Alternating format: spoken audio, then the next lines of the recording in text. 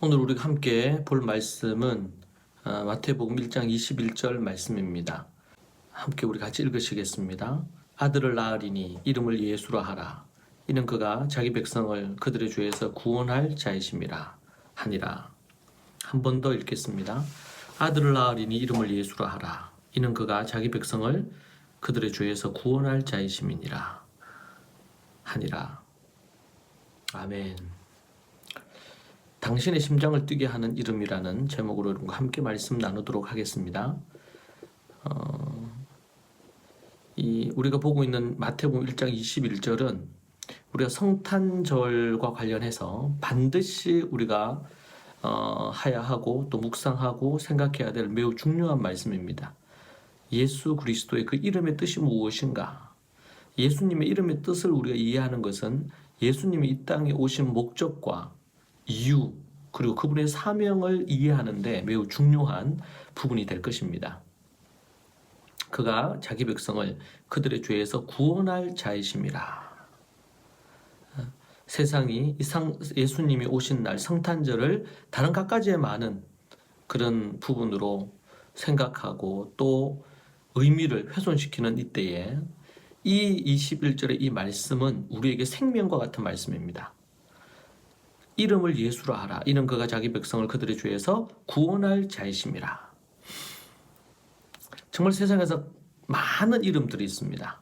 특별히 성경에서 출애굽기 말씀은 히브리어로 쉐모트라고 해가지고 이름들이라는 뜻입니다.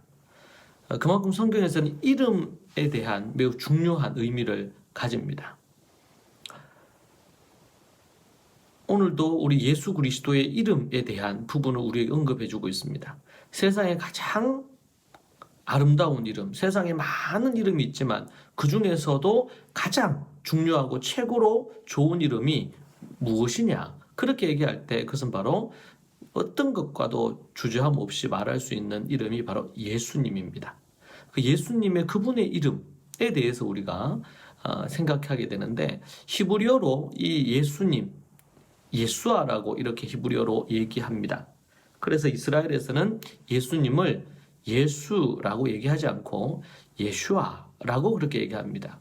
그 뜻이 무엇이냐? 그것이 오늘 본문에서 명확히 언급되죠. 자기 백성을 그들의 죄에서 구원할 자이다 라는 의미를 갖고 있습니다. 자기 백성을 그들의 죄에서 구원할 자, 구원자라는 뜻을 갖고 있습니다.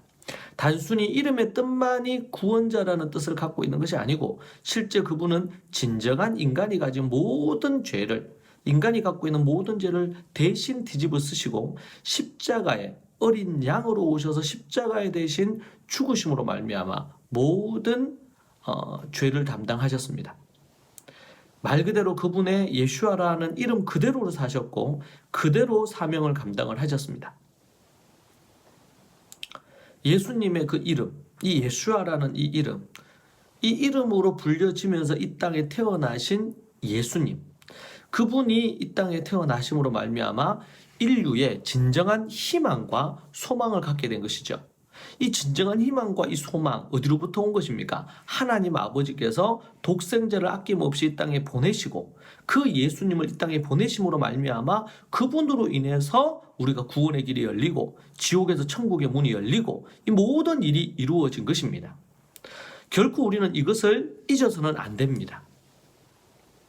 찬양 중에 그런 찬양이 있죠. 예수 예수 가장 귀한 그 이름 예수 가장 귀한 그 이름.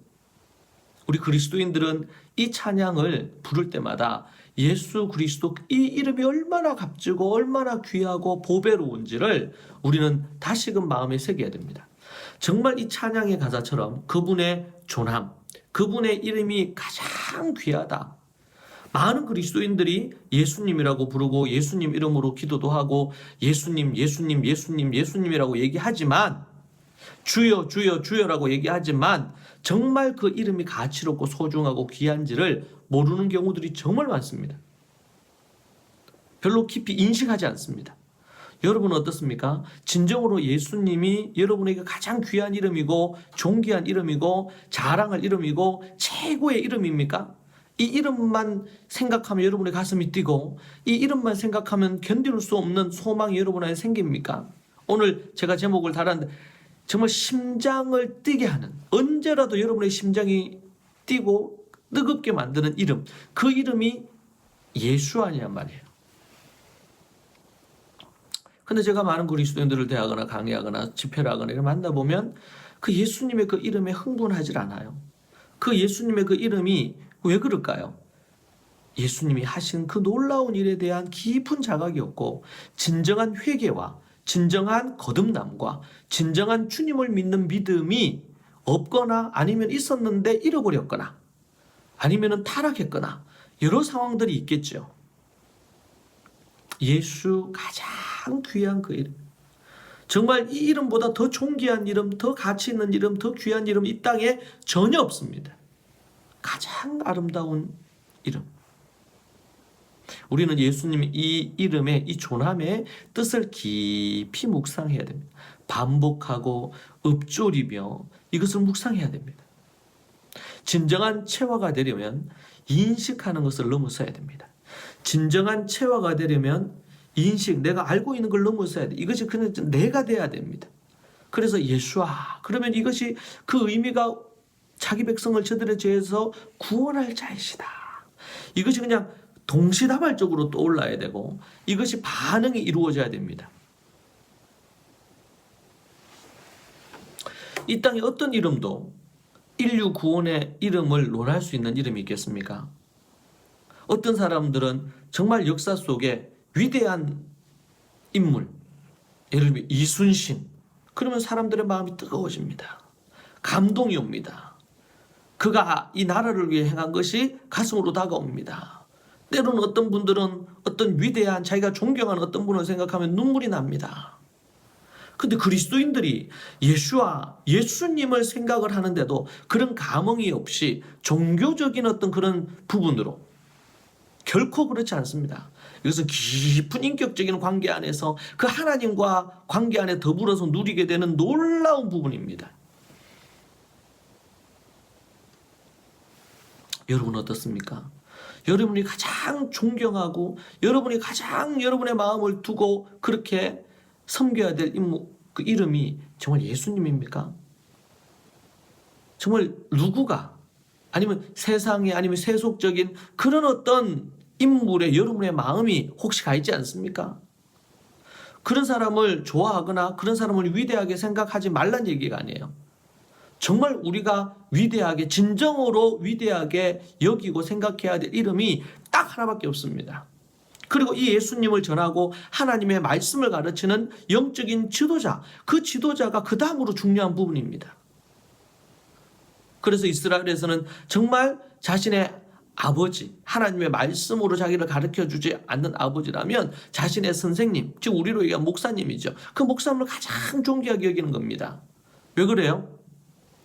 그 목사님이 뭔가 위대하고 뛰어나고 이래서요? 그게 아니고 하나님의 말씀을, 예수 그리스도를, 복음을 말하기 때문에 그렇습니다. 이 얼마나 이게 위대한지 몰라요. 근데 너무나 많은 그리스도인들이 타락을 해서 예수님의 이름이 다른 어떤 위대한 어떤 인물이나 아니면 존경하는 어떤 인물이나 이런 사람들보다도 더 뜨겁게. 그래서 제가 한 번씩 보면 북녘땅에 보십시오. 북녘땅에 가면 거기에 보면은 그진 신격화했죠. 김일성부터 해서 삼부자를 신격화했습니다.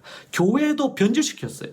교회도 하나님을 섬기는 곳이 아니고 사람을 섬기고 수령님을 위대하게 하는 것입니다.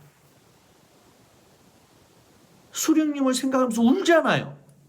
근데 그리스도인들은 예수님을 생각하고 하나님을 생각하면서 감동과 눈물과 회개와 은혜가 가득하지 않은 경우들이 엄청 많단 말이에요. 억지로 짜내야 돼. 여러분 이거 문제가 있는 거 아니겠습니까? 세상의 사상이라는 것도 이렇게 무섭습니다. 얼마나 왜곡되게 잘못되게 이단들도 그렇고 쇠뇌를 시켰든지 그 교주라 그러면 완전히 그 사람한테 빠져가지고요. 헤어나지 못해요. 정말 존경과 사랑과 이런 부분으로 존경하는 것과 우상시하는 것은 다른 부분입니다. 여러분 이것을 우리가 잘 명심해야 됩니다. 인류 구원의 유일한 이름 예수 그리스도입니다. 그리스도 예수님 외에 다른 이름으로서 구원 얻을 이름이 없습니다. 세상 어떤 종교에도 예수 그리스도 외에 구원을 얻을 이름이 없습니다. 오직 하나님으로만 구원 얻습니다. 인류 최고의 염원이 담겨있는 이름입니다. 여러분의 심장을 뛰게 하고 감동하게 하고 정말 온전히 순종하게 하고 이렇게 하는 유일한 이름이 예수님이 되셔야 됩니다. 그리고 바울이 또 디모데가 바울을 생각할 때 예수님을 생각할 때 브리스길라 아굴라가 정말 자기를 위해 복음을 전해주고 양육하고 정말 말씀을 가르쳐줬던 바울을 위해서 자신의 목을 내어놓았던 것처럼 이러한 어떤 영적인 관계 안에서 우리가 하나님 앞에서 예수 그리스도 이름이 드러나야 되겠습니다. 그러지 않고 다른 어떤 것에 그렇다면 그것은 매우 위험한 일입니다. 여러분의 심장을 뛰게 하는 흥분하게 만드는 세상에 다른 이름이 아니고 유일하신 그 이름으로 여러분 자리하고 있습니까? 유일하신 하나님이라고 그랬습니다. 유일하신 구세주 예수 그리스도, 유일하신 우리의 영이신 성령님, 그분을 생각하면 우리의 심령이 뜨거워지고 우리의 마음이 새로워지고 사도들은 그분의 이름에 목숨을 걸었습니다. 그분의 십자가와 그분의 부활에 목숨을 걸었습니다. 왜 그랬습니까? 그 이름이 가장 존귀하고 가치 있기 때문에 그렇습니다. 황제, 어떠한 황제의 이름 앞에 그들이 굴복하지 않았습니다. 심지어 사자의 밥이 된다 하더라도 굴복하지 않았습니다. 무릎 꿇지 않았습니다. 한국교회는 일제시대에 신사참배에 무릎을 꿇었습니다. 목사들이 앞장서서 무릎 꿇게 성도들을 만들었습니다. 얼마나 치욕스럽고 안타까운 일입니까? 진정으로 회개하고 다시 그런 일이 없도록 해야 되겠습니다. 사도들이 얼마나 그 이름을 위대하게 여기고 정말 소망 가운데 그 이름을 너무나 사랑했는지 자신의 목숨도 예수님의 이름을 위해서라면 아낌없이 바쳤습니다. 여러분 이것이 진정한 그 하나님을 사랑하는 마음입니다. 예수님을 향한 마음입니다. 예수님에 대한 기본적인 신의와 기본적인 자세입니다. 세상은 자기가 존경하고 자기가 사랑하는 그런 사람들에게 목숨을 겁니다. 우리 그리스도인들은 오직 그리스도 예수님에게만 목숨 걸어야 됩니다.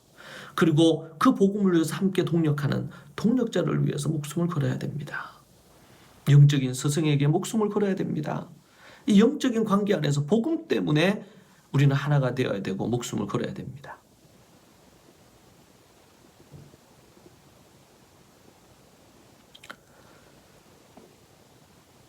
왜냐하면 자신들을 위해 인류를 위해 예수님이 무엇을 했는지 알기 때문에 그렇습니다. 믿음이 없이는 불가능한 일입니다. 독생자 예수님을 보내신 하나님 아버지의 사랑과 예수님으로 존재 가득 채우십시오. 그분으로 인해 흠뻑 젖으십시오. 그리고 사랑하십시오. 여러분의 사랑의 대상의 유일한 대상이 예수님이시기를 원합니다. 다른 어떠한 것도, 다른 어떤 이름도, 다른 어떤 우상도, 다른 어떤 형상도 예수 그리스도 그분 앞에 두지 마십시오. 그게 무엇이든지 간에 여러분의 심장을 뛰게 하는 유일한 이름 하나님이 보내신 예수 그리스도이기를 원합니다. 이 시간 함께 이 말씀 붙들고 같이 기도하셨으면 합니다.